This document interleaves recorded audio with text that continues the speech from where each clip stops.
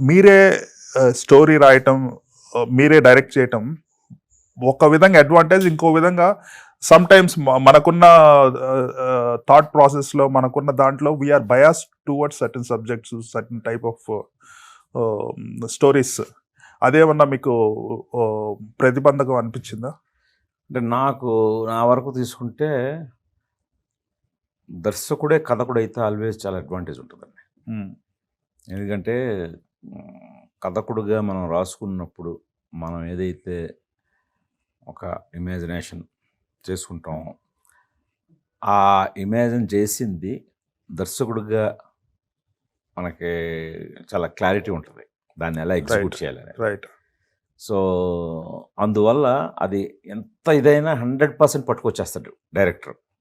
ఎందుకంటే కథలో ఆ పర్టిక్యులర్ దానికి ఎక్సైట్ అయి ఉంటాడు కదా, అందుకని ఎగ్జాక్ట్గా దాన్ని అది ట్రాన్స్లేట్ అయిపోతుంది.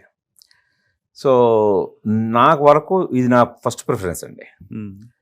సో అవతల వాళ్ళ కథను అడాప్ట్ చేసుకుని తీసే డైరెక్టర్లు చాలామంది ఉంటారు, అదొక ఆర్ట్. రైట్.